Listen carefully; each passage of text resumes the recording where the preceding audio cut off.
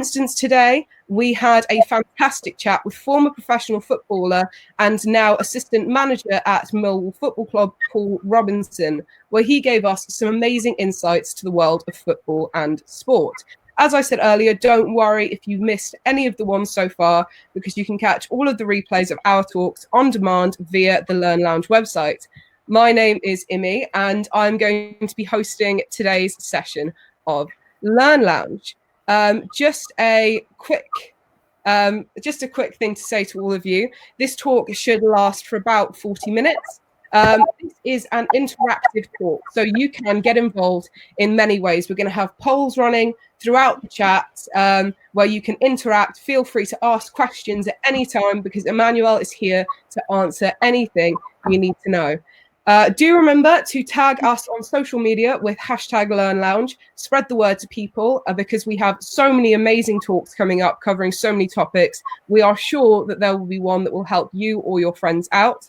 And finally, we are raising money for the Children's Trust, which is the UK's biggest charity to support children with brain damage and brain injuries. Unfortunately, there are new children being born every single day with brain injuries, so every penny really does count, especially because now this charity is taking on so many people away from the NHS so that they are able to help give beds to people suffering from the current coronavirus. So that really is important at the moment.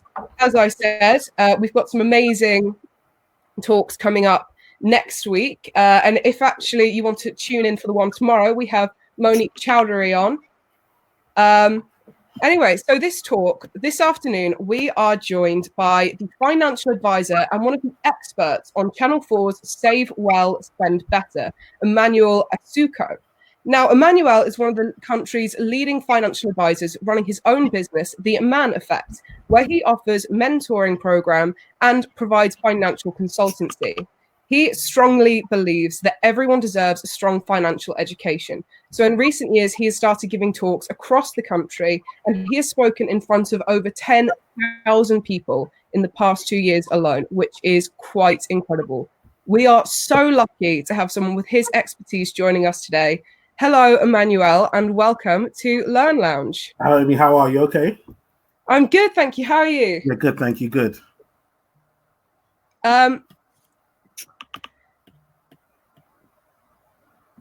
So why don't you kick off by telling us a little bit about you, the services that you offer, and just basically sharing your extensive knowledge that, trust me, we all want and need to know. Sure. Hey, everyone. Thank you for joining. I hope you're all well.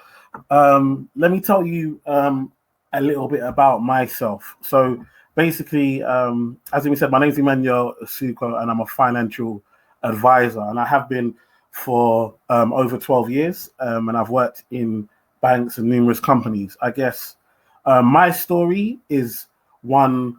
Basically, I grew up in a place called Tower Hamlets. I don't know, in East London. I don't know if anyone's heard of Tower Hamlets, but I grew up in a place called Tower Hamlets, and right next to Tower Hamlets, right where I lived in Tower Hamlets, was called Limehouse, and right next to Limehouse is a place called Canary Wharf, which I'm sure everyone's heard of Canary Wharf.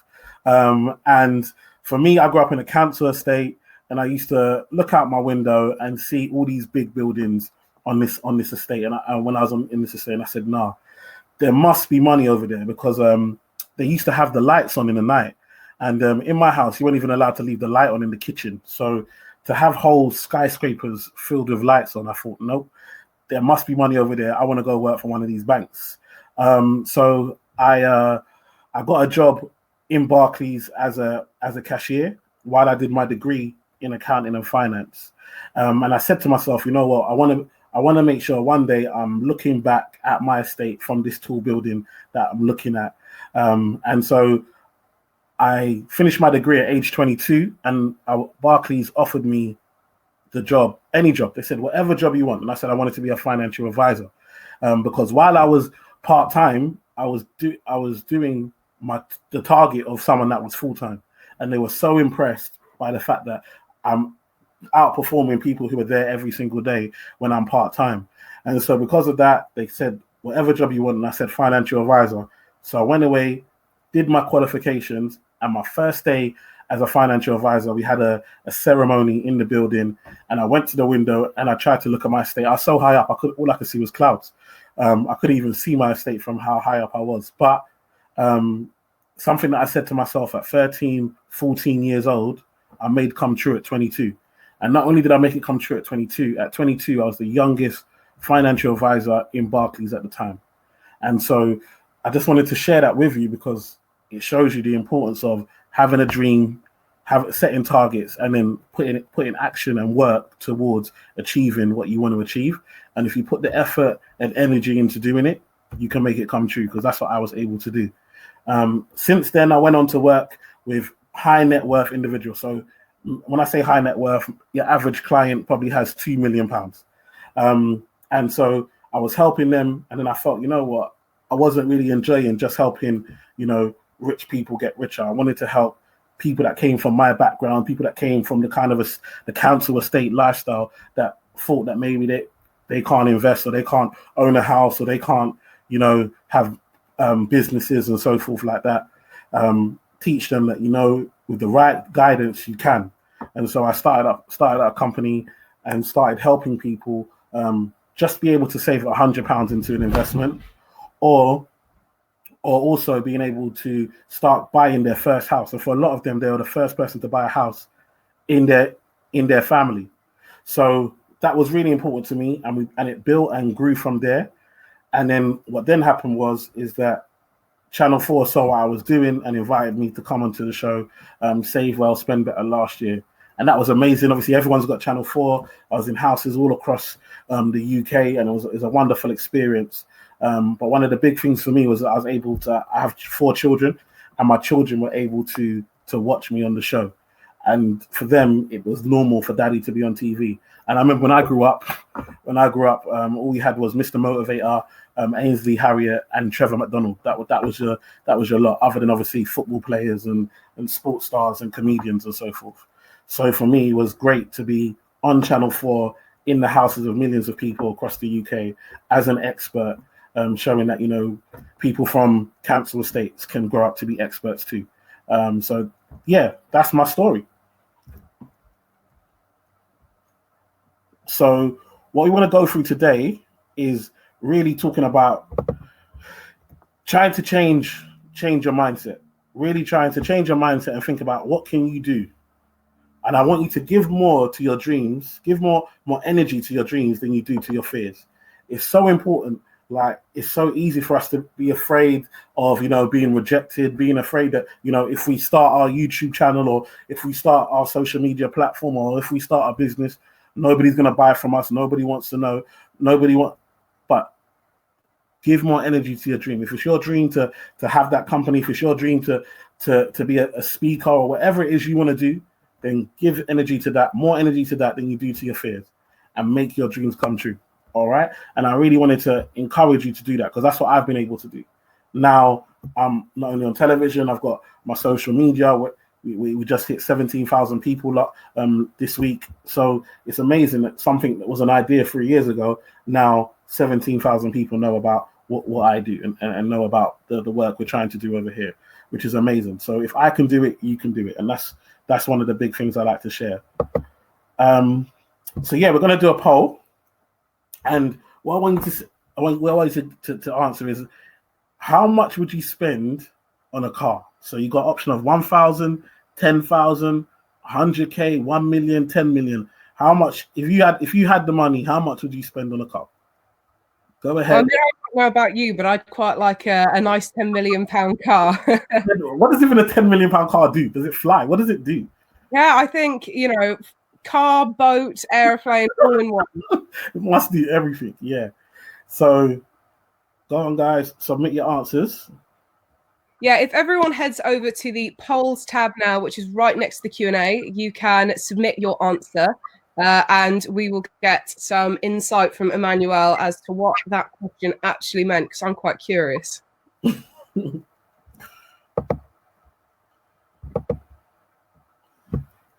All right. So has everyone done that now? Yeah, I mean, I'm having a look at it right now, and I see the majority of people have actually said £10,000. Which is good. Which is good. That's realistic. That's good. All right. Let's see what people say on the next one. So if you had a house now, how much would you spend on a house out of these options? If you had the money, I know what I'm picking. Yeah, I know. I was just thinking that I could quite happily settle down in a mega mansion. I don't know about you.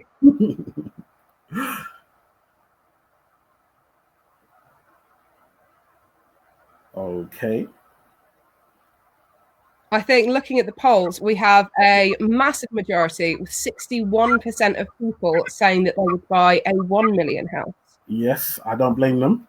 I don't blame them at all. Makes sense. Between 100,000 and a million, why not? All right, let's go on to the next one. Holiday. Come on, the holiday of your dreams. How much are you spending on a holiday?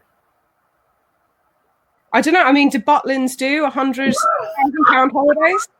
Butlins, yeah, that's my type of person. Yes, Keep it local, keep it local. Support your local business. Why not?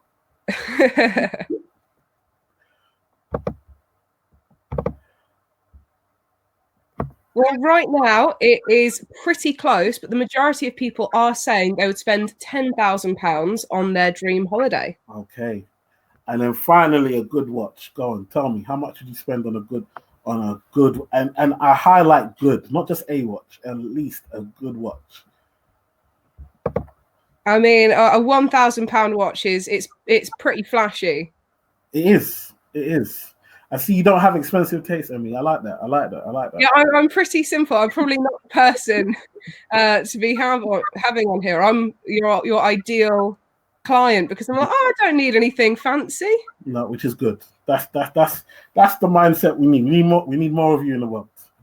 Okay, so moving on to the results from that poll, we have got 73% of people saying they would buy the £1,000 watch. Wow. Okay. £1,000 is good for a watch, I guess. No, that's great.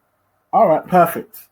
Thank you for doing that, guys. I really appreciate it. I just wanted you to really let's have fun with it. Do you know what I mean? There's money at the end of the day. It's there to be spent. Let's see what you spend. And I just wanted.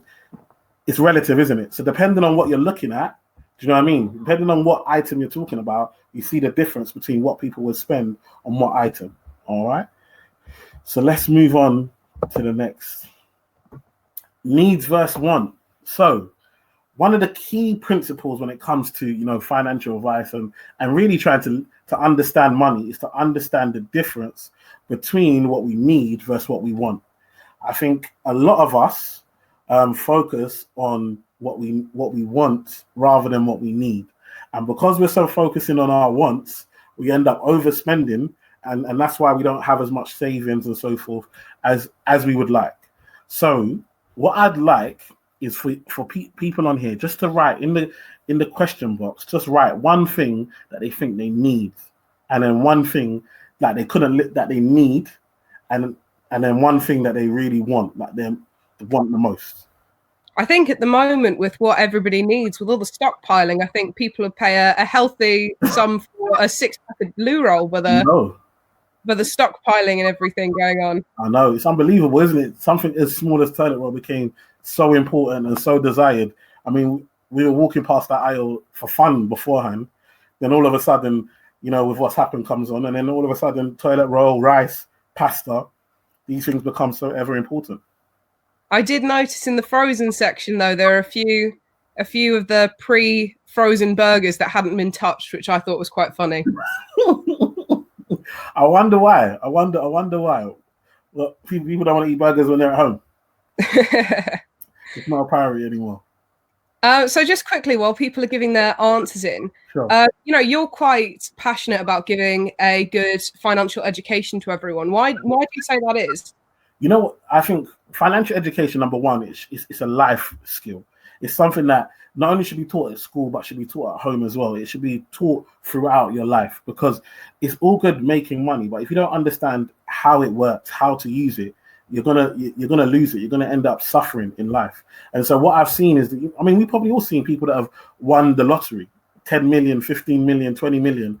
And then within a few years, it's all gone. And that's down to, it's not about how much money you make. It's about, do you know the principles and can you use it and use it wisely to make sure that you can maintain it? And for me, I know that I see a lot of people, especially people from, deprived backgrounds who don't have this education and so forth. And they end up staying in that cycle where they just are forever, almost always in debt and always owing and never really financially free. And for me, I'm a big advocate in people being financially free, being able to live within their own means and make their own decisions. And when you're in debt, you just can't do that. You're forever having to pay someone, and you work hard for your money, but it goes straight out. And that's what I want to try and help and change. That's great. Right, let's look at some of the answers that people have been sending in. The first one, which was from guest 447, has said they need heating, but they want, very on topic, a nice holiday to Bali. Ooh. And then guest 496 has said they need education, they want designer clothing. Come on. We've got another person that says we've got quite a few people say that they need food, but want fun days and nights out with friends. So a lot of it is on the topic of holidays and kind of that luxury time. Yes. And you know what it is? I think a holiday is important. I think it's important to go on holiday. I just think that when it comes to going on holiday, we need to really not just go where all our mates are going, because I've seen it a lot where, you got a few mates who maybe have a bit more money than you do, and they're able to go to Dubai or, where Miami or wherever it may be. And actually your pocket is, more going to Portugal or, off to France on a Eurostar. And so for me, we have to think when we're going on holiday, what are we going for? We're going for time away. We're going for a break. We're going to refresh. We're going to recharge. And if that's what you want to do, you don't need to spend thousands and thousands to do that. That can be achieved within your budget. And so I just think sometimes what's happening is that people are going on holiday, taking loans or going on holiday on a credit card or overdraft. And then when they come back, you've enjoyed your 10 days away. But when you come back, you're now spending a year or 2 years paying off for the last holiday. But next year, you want to go on another holiday. And before you know, this is how you've got all this debt just going on holiday.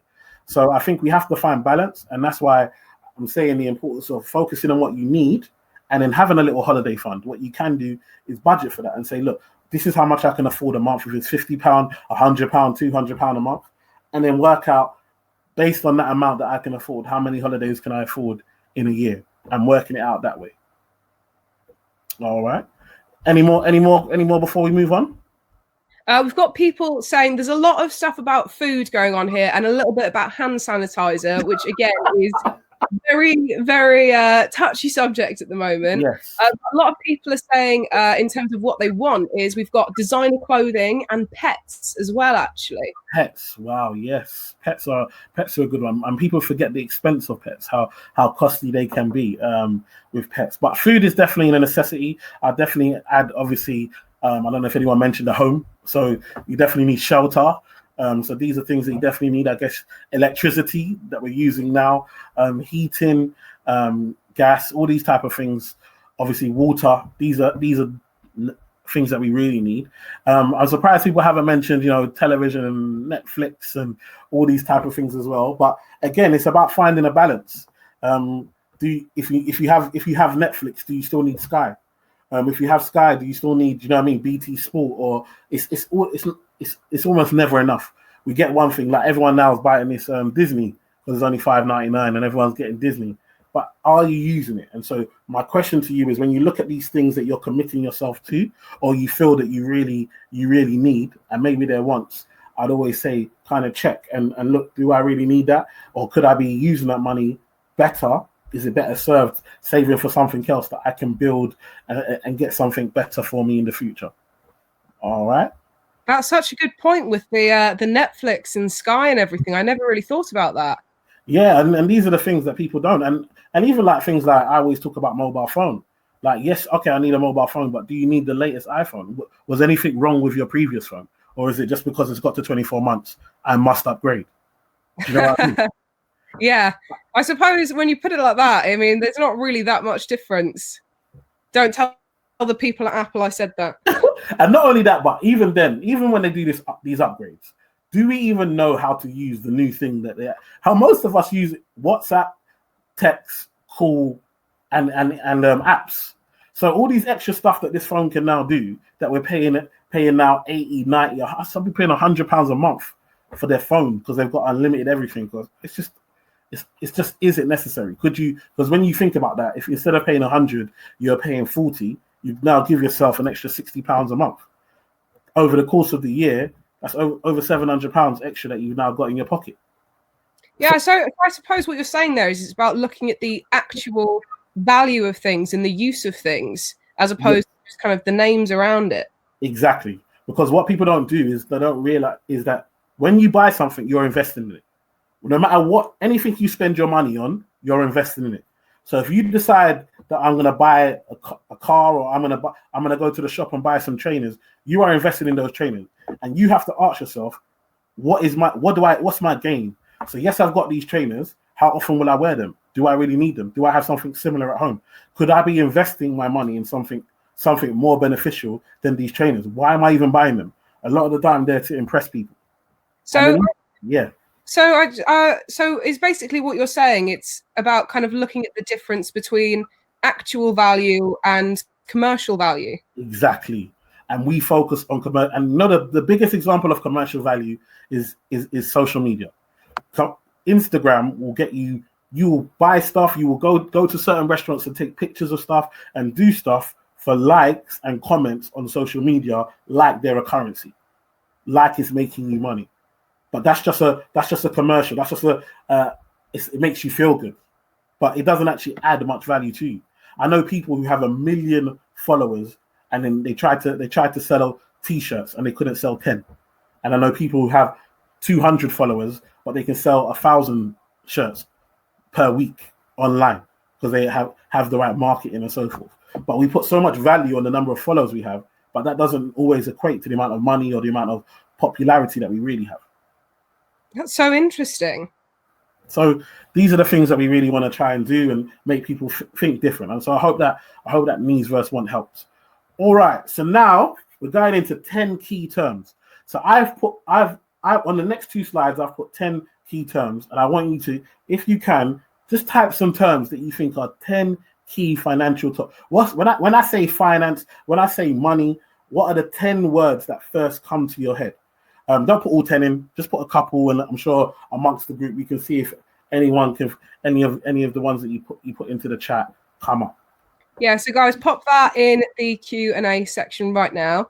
Just while they're doing that, one question that I've got for you is, obviously, like you said, you're when you first got that job with Barclays, they said you could do whatever you want, which I mean is an incredible achievement on its own. Yeah. Why did you go with financial advisor? Because there were a lot of routes you could have taken there. Yes. So obviously I could have gone assistant branch manager and worked up that way. I could have gone relationship manager. But for me, the reason of a financial advisor was the freedom. Financial advisors tend to not have to stick to be in one branch. You can go and see people that come into the branch, but also you can go to people's homes. The financial advisor came with a nice company car because he traveled. It was just a different lifestyle. And I just thought, also I loved helping people. So for me, it was like, what role can I get that's going to be able to make me be most impactful in my community? And I felt like in my community, I didn't see I didn't know any financial advisors. So I was like, I'm going to make sure that I'll be the first, and then we can then inspire young people to carry on. And now I've helped 10, 15 people come into the industry, and so forth. And we can hopefully continue to grow and build that way. But yeah, it was really a job that just suited my personality, dealing with people, helping. I loved it. Right, that's great. So right now, let's help some of the people who have sent in their answers in the Q&A. We have got, looking at the top ones right now, we've got investment, value, debt, profit. Again, we've got another investment, a student loan, which is obviously a heavy topic on a lot of people's minds. Yeah. What do you have to say about that? Yeah, sounds good. They're good. Let's look at it. Let's see where we go. All right. So we've got interest rate. I I'm sure people know what interest rate is, but it's something that's important for a lot of us to look at the interest rate. So I see a lot of people who, will not pay off debt and have savings. But if you looked at the interest rate, you'd see that your debt is probably at 20% and your savings, especially right now, is probably at 0.1. So you want to make sure that you're paying off your debt, which is at a much higher interest rate than your savings. All right. Then we've got inflation, which is a big thing that was going to hit us right now, which is basically the cost of goods. So how much does the cost of living? Okay. So if we compare it to a bottle of water 10 years ago to compare to now, or how much it costs to get on a bus or the train, every year we see the train prices going up. The cost of that, the cost of petrol, these type of things. So again, that they all count to the cost of living. Dividends is a big one in regards to how much dividends do you get for shares that you own or money that you're making. Equity, people have this within a house or within stocks and so forth. Depreciation, the reason I always put depreciation is because one of the things people love the most is cars, and the biggest thing we know about a car is the second you get it, it starts to depreciate. The value of that car starts to go down. So cars are not great investments, yet we spend thousands and thousands on them, like we saw earlier on. Next, that's really a good point. Thank you. Income tax. So again, it's all good making money, but you remember you're going to pay tax on it. And I've had a lot of people who have had to close their businesses because they didn't account for tax. So when you're doing your pricing, always add plus tax. Do you know what I mean? Always think about your pricing structure. Think about, okay, if it's going to cost me X, I'm going to pay tax on that. So I need to actually add tax on top to make sure I'm getting the right amount of profit on my item. Residential property. These are words that, we all know. Residential property is the property that you live in. So one for home, and then obviously there's buy-to-let properties and so forth. Debt. I think someone mentioned debt. So debt is a big one, especially now. The UK giving us all this money is going into debt, billions and billions of pounds of debt, which they're going to take back. So be prepared for some more income tax next year to help pay back the government. APR is a big one, annual percentage rate. So this is something that you should always understand and compare. Well, how much is it costing you if you are going to use a credit card or an overdraft? What is the annual percentage rate that you're paying? Okay, and then you can compare that. So yeah, and then asset is a big thing. I want people, just in life, it's one of my favorite words, is asset and value. I think those are two things. What assets do you have? And like I said, whatever you're investing in an asset. So when you spend your money, you're investing it. Those trainers that you buy are an asset to you, hence why you've bought them. But they're an asset that might go down in value and lose its money. And so what we want to do is put less of our money in assets that are losing us money, and more of our money in assets that go up in value and make us money. Okay. But again, it's the asset itself. So if those trainers are Yeezys and you're planning to then sell them online for a better price, now it's a good asset. All right. And so it's all about how we're using it, how we're using the asset. All right. I hope that makes sense. Let's move on. So, social media rich. This is one of my favorite topics at the moment. I'm a big fan of the gold toilet paper, by the way. This is it. If you've got it, why not? How else it should? This is how it should be. So what I'd say on here is, to me, this is when I scroll on my timeline, these are the type of things that we see and people are envious of and people want. So we've got, the luxury cars, we've got the chains, the watches, we've got the mansion, the toilet roll, the gold toilet roll, private jet, yachts. Obviously 50 Cent's there looking at just, the lifestyle, look at the chains on his neck, just looking like money. And I guess for me, if you could have one of those, which ones would you be? Just put in a little comment. Which one's tickling your fancy, people? Which one do you like best? Yeah, guys, pop that in the Q&A. I mean, for me, like I said, the gold toilet roll, I think that's when you've really made it. That is real luxury. Yeah, that is serious. I wonder if it's even soft. It's all gold, but I bet it's not as good as Andrex. Oh, that's probably the most unpleasant thing on the planet, but it's the biggest flex you could possibly have. Yeah, it's true. It's true. It's true. It's true. I like that private jet lifestyle though, man. But you know what? I've seen a lot of people actually go bankrupt because it's so expensive to actually have a private jet, because you have to store it somewhere and pay fees for that. Every time you fly, you have to pay for the fuel in it, the staff. Oh my goodness, it's a big cost. I mean, I can't even imagine the insurance. The insurance on is monumental. Exactly. But private jet. Right. So let's take a look over at what people are saying in the Q&A tab. We've got a lot of people who are saying the mansion. Yeah. I think looking at it, the second most popular is probably the yacht. People aren't quite picking up with the toilet, the golden toilet paper like me, but to each their own. So yeah, I think just looking at it, it is mostly the mansion and the yacht. Sorry, 50. Yeah. You know what? The mansion is definitely good.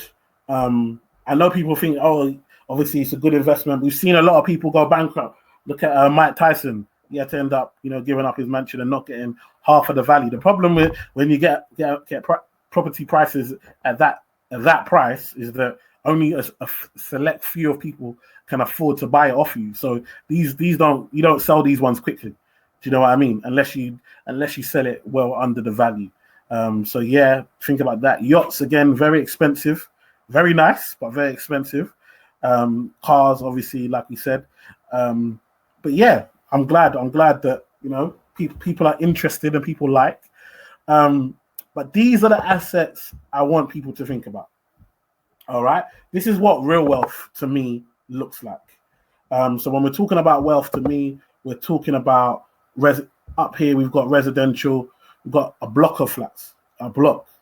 Imagine if you owned all these properties. All these windows are people's houses. So people's flats. So imagine if you own that. Imagine how much you would get back in income, in rental income that you'd be getting from that. Plus, you own the value of the land in itself. When you say think about how much they'd get back from the flat, do you mean in terms of like the value they would have living there, or maybe if they owned it as a landlord? Yes, if they owned it as a landlord, and I'm talking owning the whole building. Forget just one flat. Imagine you owned all of them and you rented them out. I mean, wouldn't be too shabby. And so when you compare that to the mansion that we were talking about, do you know what I mean? So yeah. The mansion is for you to live in, but it's not necessarily an asset because you're living in it. It's not making you money. But we're talking about, imagine you owning this. This will probably be cheaper than that mansion that we saw. The big block of flats there. It'd be cheaper than the mansion, but the income that you would be able to generate from that if you had all of that, everyone in there living and paying your rental income. That's the type of targets I want people to have and aims people to have. Obviously, we've got where you might start before you get to the big one. You might start with one property, and I always tell people it starts with one property. I've got property landlords now that have portfolios of over 100 different properties, and it all started with one.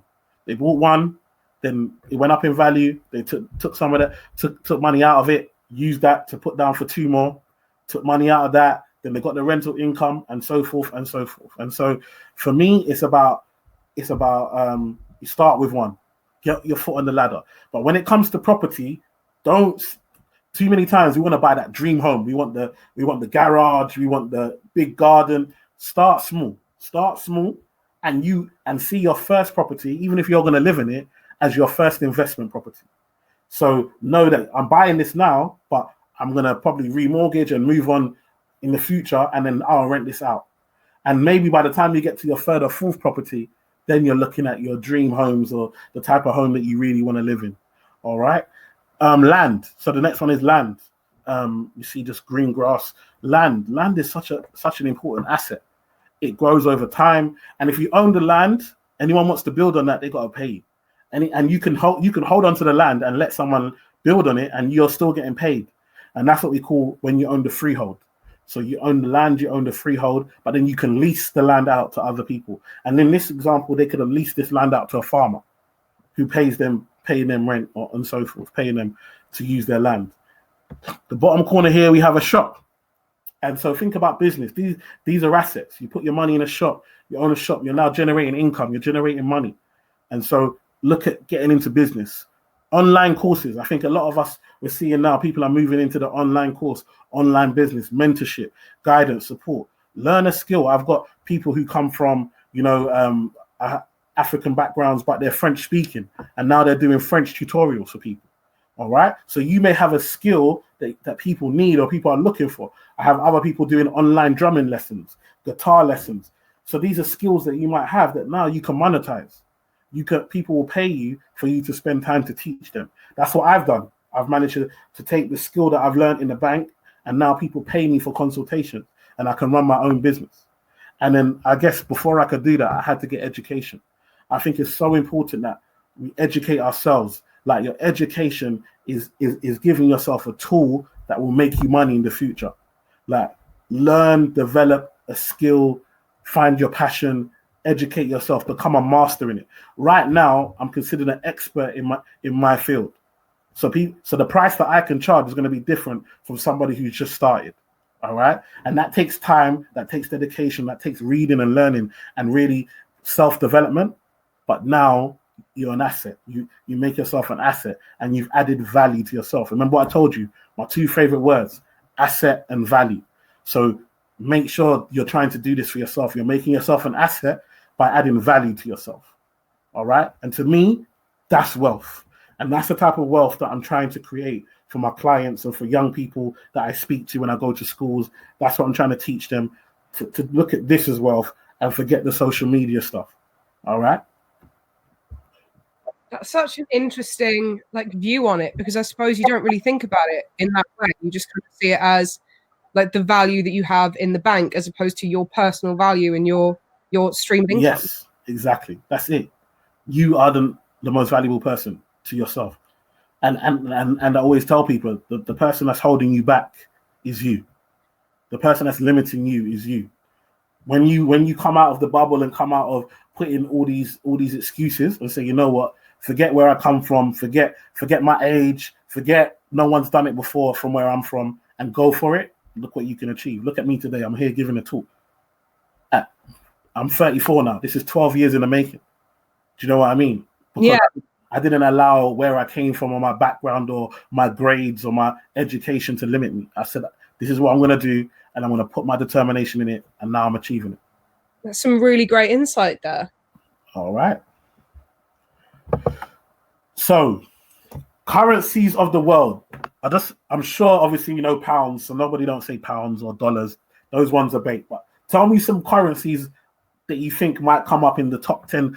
I've got the top 10 currencies in the world. Put some currencies in the Q&A, and let me know what currencies you guys think are out there. Obviously, I think there are 159 countries, so none of you have an excuse to get less than 10, I'd say. Come on, we got them rupees. Yeah, okay, cool. Yeah, so we're looking at the top 10. So tell me the top 10. What do you think of the top 10 currencies in the world, other than, obviously, well, I guess we got 8 because pound and dollars have already been taken. Well, a lot of what I'm seeing right now is we've got a lot of yen coming up and a lot of euro. Mm-hmm. We've got the rand as one. Okay. We've got some Kenyan shillings, which I didn't actually know were a thing. So I've learned something just now from one of you guys. We've got the Singapore dollar, again, more rupees, things like that. Canadian dollar. All right. Let's go on. Let's see. So as we said, we got the UK, British pound, American dollar. But then someone said the euro. Yep, that's there. Someone else said the yen. We got the Swiss franc, the Canadian dollar. I saw somebody say Canadian dollar. We have the Australian dollar and the South African rand. I think we saw most of them on there. I think the only one I didn't see was the Swiss franc. But yeah, well done. Also, someone did put the Swiss franc. So yeah, well done. We got the top 10 there. All right. This is slightly harder now. Indexes. And I'm not even going to tell you. Can anyone name some indexes? So I don't even know if people know what indexes are. So they're the list of groups. They're groups of companies. So companies. So let me give you an example. So in the UK, we've got the FTSE 100, which is the top 100 UK companies. So does anyone know any other indexes from around the world? Let's put that in the Q&A. I mean, I'm racking my brains. You took my answer with FTSE 100, not going to lie. All right. So yeah, look, we got S&P 500 people. Yeah, come on. We've got the NASDAQ, S&P 500. Mm-hmm. We've got the Dow Jones. Come on. I'm very impressed by our audience. This is good. This is good. This is good. This is good. Very. I'll put the Nikkei. Come on. That's good. That's good. That's good. All right. All right. All right. Okay. All right. Let's look. Let's look at some. Let's look at some. All right. So I said the FTSE. We got the Dow Jones, S&P 500, Nikkei, Hang Seng, the CAC 40, the DAX, the Euro Stocks 50, and there's many more. But yeah, these are the top ones out there that people use and trade on. And I just want you to know that these exist. So I guess do your research, do some reading about it. If you want to get into investing or you want to start investing, then index funds are normally the best place to start. So do some research on some indexes and learn some indexes and learn that there's more than just, the FTSE 100 or just in America. There's some bigger ones out there as well. All right. That was just an encouragement for you guys. Credit. I think we've got a poll for credit, don't we? Yes, we have got some polls for credit. So if you guys want to hop over to the poll tab, where Emmanuel will explain a little bit more about our poll. All right. So we've got a poll, and I want you to. We've got 4 options here, and the question is, what do you think a credit score is? All right. So guys, select away and let me know what you think a credit score is.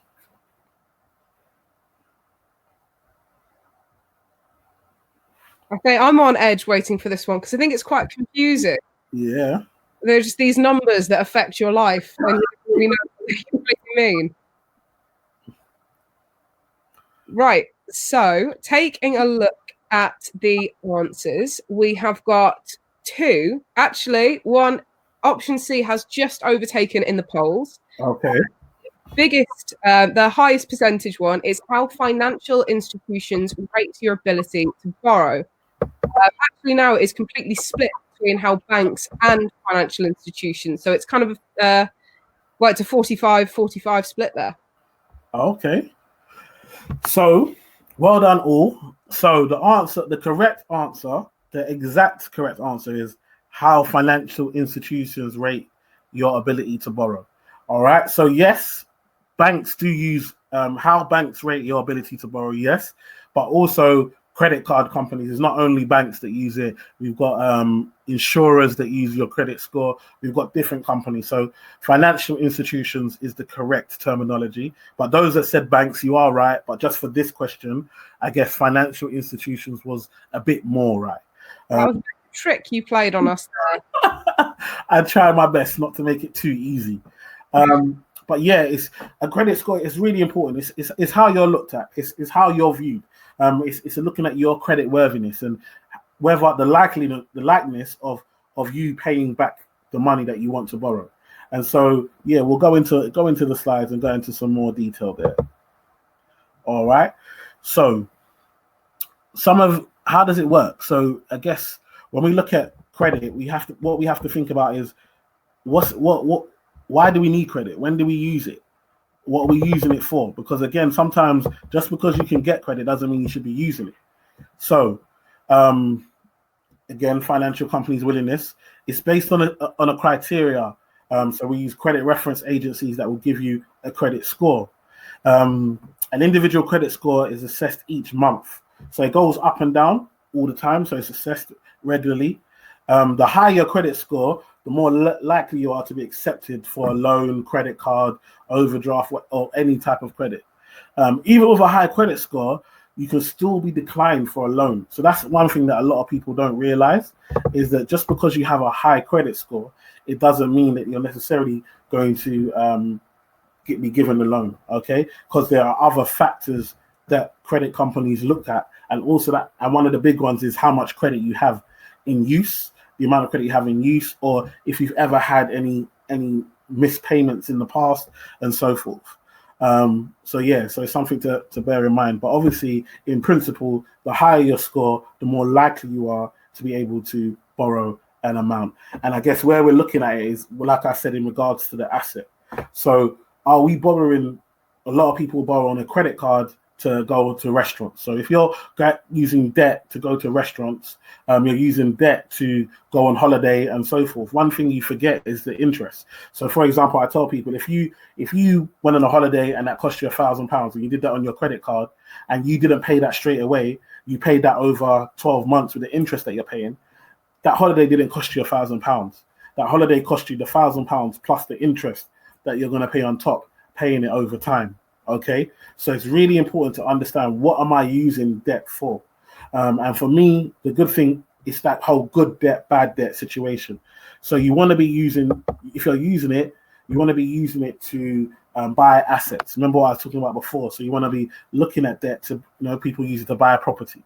You may also use it to, even if you use it for a car, you might have a car leasing business, or you might be using it to do your work. You might be an Uber driver.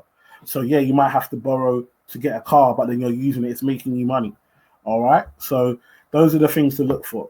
When we look at credit referencing agencies, these are the top companies. So Equifax and Experian are probably the top two and most known. However, Credit Karma and ClearScore are free. And so those are the ones I recommend most for people when you're starting out. And I really like Credit Karma. So that's the one that I use the most, and what I most use with my clients is Credit Karma. Okay, it's free. They give you updates. They let you know how you can improve. They give you points and tips. Check My Credit File allows you to look at Equifax, Experian, and some other credit reference agencies all at one time. And what's good about that is that sometimes Equifax might know something that Experian doesn't, and so you look at Experian and it's telling you that you got a great credit score, and you apply for a loan or you apply for a mortgage and get rejected, and all because you didn't know they something happened, and you might not have known that it's happened. You might have had a default or something happen, and they sent it to an old address, and so you were never told about it, and then that's affected your credit score. So Check My Credit File allows you to see amongst all, and obviously if you're good with all of them, you're more likely to be able to get the credit that you're looking for. Okay. So what are my tips? These are my top tips for you to think about if you're trying to improve your credit. My number one tip is check your credit file. A lot of the time we don't want to check it because we're scared that it might be bad. But if you don't know where you're at, how are you going to be able to fix it? So check your credit score. And like I said, Credit Karma are really good at with your credit score. Then number two, get on the electoral roll. People think, why do I need to get on the electoral roll? I don't want to vote. But the thing about credit is, and it's common sense, if you are borrowing money to someone, what do you want to know? Where they lived, and where they've lived before? What do you want to know? Where to come and find them in case anything went wrong? Okay. So obviously, if you're not on the electoral roll, you're more of a risk. I don't know where you're at. I don't know your previous addresses. And be careful, because if you have too many previous addresses, that can affect your credit as well. Okay, so I see a lot when people go to uni, they change addresses a lot, and then that can affect them, because if someone's done fraud or done something bad in one of those addresses and you're attached to that address, that can potentially affect you negatively as well. All right, so when you go to uni, a good tip I always say is, if you can, either try and keep it at one address or keep it at your parents' address if possible, or if not, try and limit the number of times you change address, because also you have to remember all these addresses when you're applying for stuff as well, because a lot of the time when you apply for stuff, they'll say they want your last 5 years history of address history. All right, so bear that in mind. If you do take out a credit card or debt, do try and take out try and pay more than the minimum payment. You have to think about it like this: if I asked to borrow £5,000 from you, and you gave me 5,000, and then I said, I'm going to give you £25 a month back, how would you feel? Would you want to give me another 5,000 after that? Probably not. And so this is what we do. You get a credit card, we spend all the money on the credit card, and then we pay the minimum payment. And so what that shows other lenders is that we're good at spending, but we're not very good at paying it back. Although it's great that you make your payment on time, it's important to try and pay back more than the minimum payment. And then also look at the level of debt that you're taking. So if you have a limit of 10,000, what people say is try and keep it, only use up to 30% of the limit that you have. So in that case, that would be £3,000 as a maximum amount of how much you would use for the limit that you've got. Okay. So yeah, also, but what I would say is if you're using a credit card, buy things that you can afford to pay off. Okay. So use your credit card to buy things that you got cash for. So like travel, use your credit card for travel, use your credit card for food and stuff like that you would normally pay cash for, and then pay off cash at the end of the month. If you can use it and pay it off straight away, that will build your credit. That will build up your credit score. Okay. But only use it if you need to. Okay. People think, oh, if I don't have a credit card, I can't build up my credit score. Don't be too much in a rush to get a credit card when you might not be necessarily as responsible as you think you are, because I've seen too many people get a credit card in their youth, 18, 19, 20, and they're still paying that off at 30, 35. All right. Once you're in debt, it can be very difficult to get out of it. So be very careful. And that's why I say if you do end up getting it, only get it to pay for things that you have the cash for. All right. So yeah, close credit accounts that you're not using. So a lot of people have loads and loads of credit cards and store cards and they're getting points on this and points on that. This is utilizing you're using a lot of credit all at once, and that can be bad to lenders. Okay, that can stop you getting other credit in the future. Definitely have direct debit. So have a direct debit to make sure you pay your payments on time, and stay on top of your direct debits. And I challenge you, if you do have direct debits, just every 3 to 6 months, just have a look at your direct debits and list your direct debits. Put a mark against them. So rank it from the most important to the least important. And the ones at the bottom, ask yourself, can I live without them? And maybe you can get rid of them, and that might save you some money. All right. I did this with one of my clients that came to one of my seminars. They did this, and they ended up they got rid of 4 direct debits, and they saved themselves £250 a month, getting rid of their bottom 4 direct debits. Okay. And if you think about that over the course of the year, that's £3,000, and they've been paying that for 3 or 4 years. So you're looking at £9,000 to £12,000 that they could have had saved in their account that they spent on things that they didn't need to. And so that's why it's important to check your direct debits and make sure what direct debits you have. Okay. If you do have debt, focus on paying the debt with the highest interest is one of the big things. So really know what debts you have. And also you can also look at paying off debts. There's another method where you look at the smallest debt that you have and you pay that off, and you keep building, and it gives you that psychological edge every time you pay it off. All right. But if you're in debt, there are charities out there like CAP, Christians Against Poverty. There's National Debt Line as well. And there are some other charities that can help you to get out of debt. So don't feel like you're on your own. Yeah. And yeah, that's pretty much it. And also, if you do have any errors on your credit, they're only on there for 6 years. So bear that in mind. If you have any questions, put them in the question box. We can talk about that in the Q&A. All right. So finally, what I wanted to the kind of last tip I want to give you guys is in regards to budgeting. All right. And the way I do this with my clients is by splitting their accounts. So have 3 accounts. One account, pay all your bills from. Another account, use for spending. So put yourself on a budget. Don't just spend whatever's left after you've paid your bills. Put yourself on a budget. So let's say after I paid all my bills, I've got £600 left over. I can tell myself, you know what, I'm going to give myself £300 that I can spend, and that will go in my spending account, and then £300 that I'm going to save, and that will go in my savings account. For spending accounts, great banks like Monzo and Starling are great for spending accounts. Okay. I think Starling, you can get that from 16. Monzo, I believe, is 18. So these are accounts that are like apps that allow you to be able to get access and view where your money's going, watch it and it gives you charts that show you where you're spending most of your money off. If you're like me, that most of your money spent on food. But yeah, you can do that. And then savings. So yeah, look at savings accounts, look at junior ISAs, and use those tax wrappers to start saving. But it's really important. If you can use this method and separate your money, put yourself on a budget, you will see over time that you'll start to build money. And money gives you options. All right. Right now, house prices are going down, share prices are going down, and only people that have saved are going to be able to take advantage of that.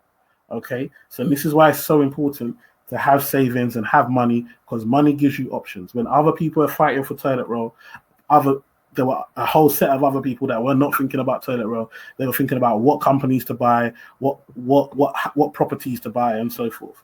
And I want more of us to be in the other side, thinking about how can I take advantage of the market and so forth, rather than worrying about how am I going to survive and fighting over toilet roll. Okay. All right. So some good books to read.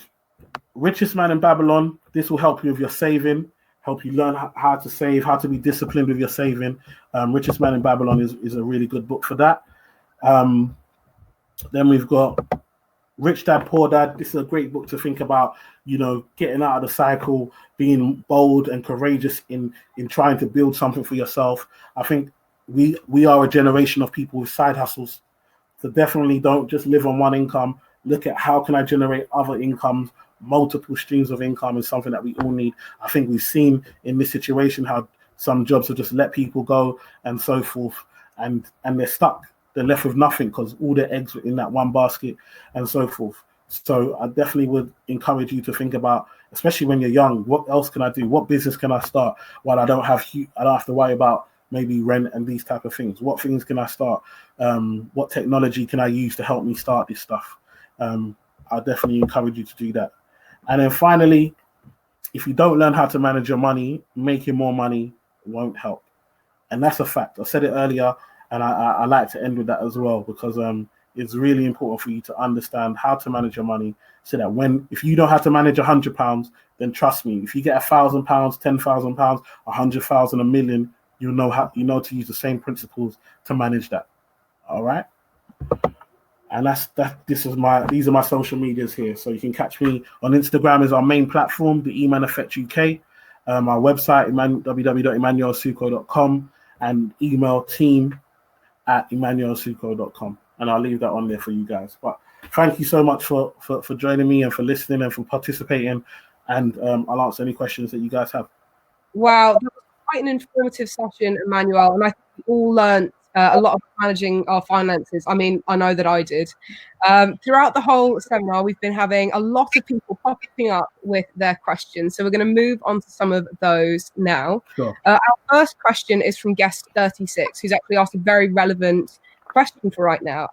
They say, for many people, work experience has been cancelled this year. Yeah. What advice would you give to those students, and how they can help equip themselves with skills that they might be missing out on that they need for their next steps? Yes, excellent. You know what? That's an excellent question. Work experience is so important. And I'm so sorry and sad that, that obviously due to the situation, but sometimes for you, go to local businesses.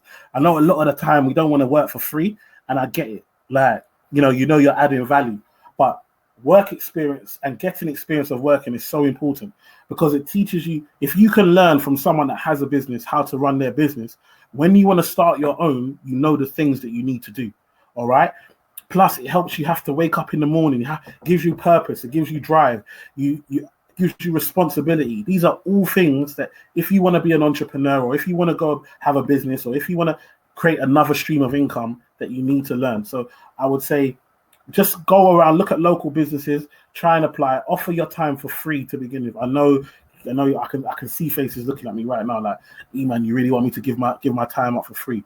Even if you do it for a week or two, but do it and ask them, I need to get a reference. So if I'm going to work for free, the most important thing that they can give you is a reference.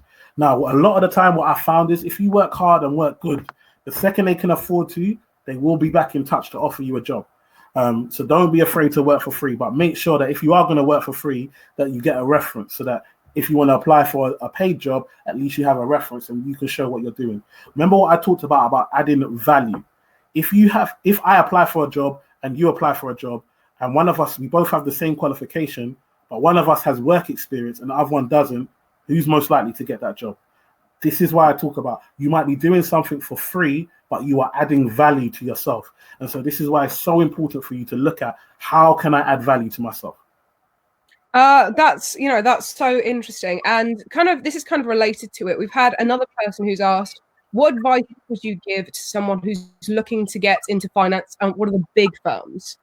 Ooh, come on. All right. So number one is any financial experience that you can get will help, because that will help in regards to understanding terminology and all of this type of stuff. I'd also say, obviously, if you want to get into the big firms on their grad schemes, yes, obviously you need to get a minimum. Normally it's minimum 2-1 that you need to get in your degree if you want to do on the grad schemes.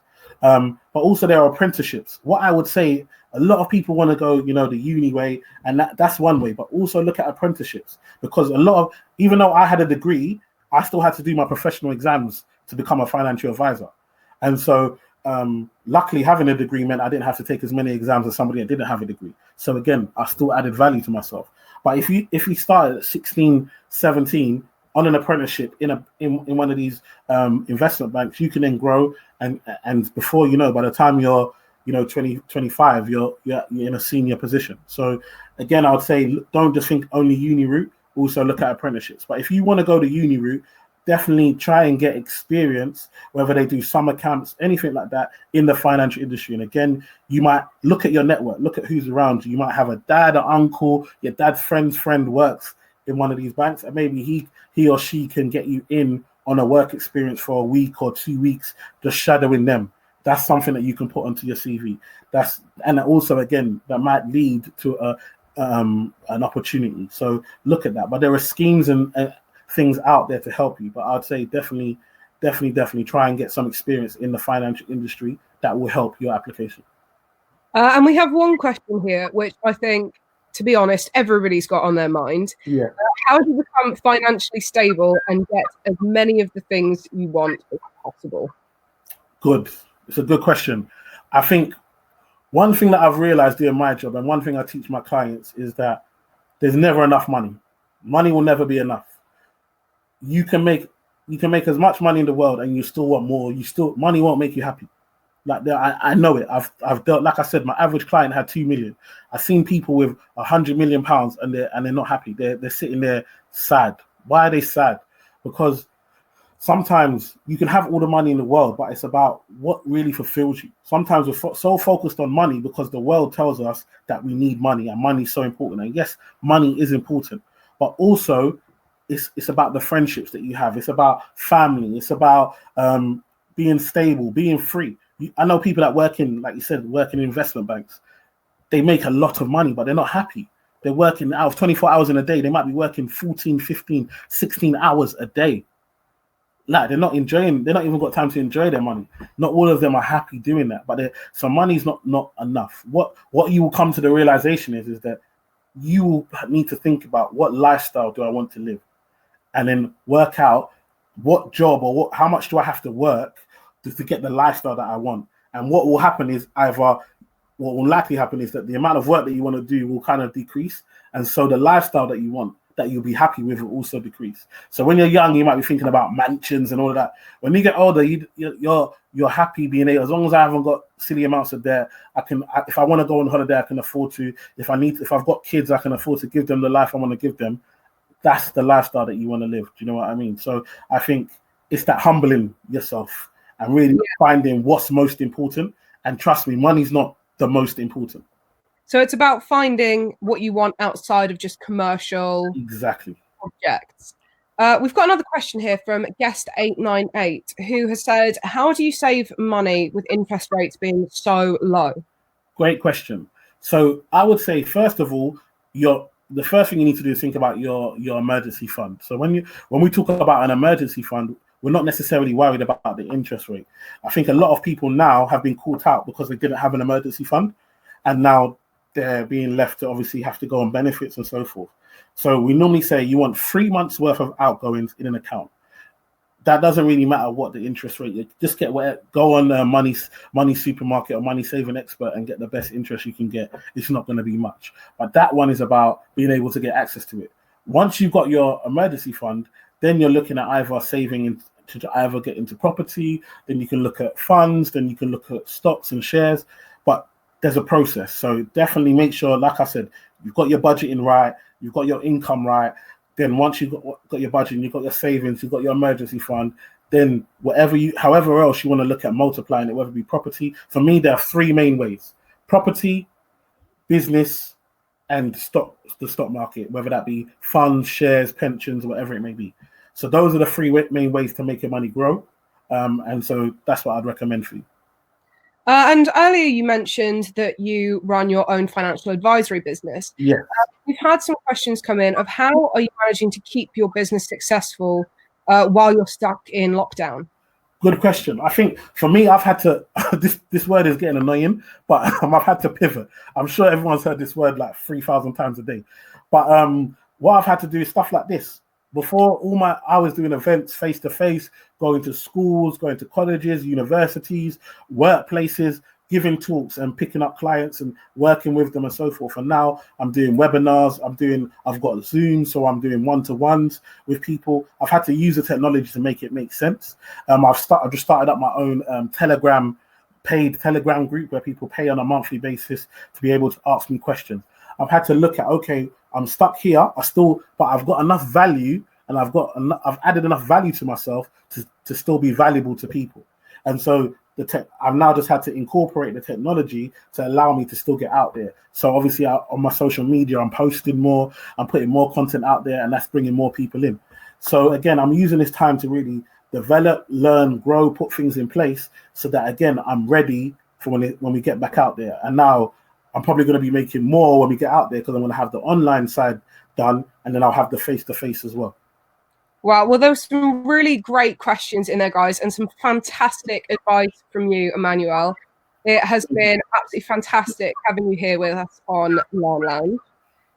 Before we wind up, I want to thank all of you for your support so far. And just a quick reminder that we are doing Learn Lounge in aid of the Children's Trust, which is the UK's leading charity for children with brain injury.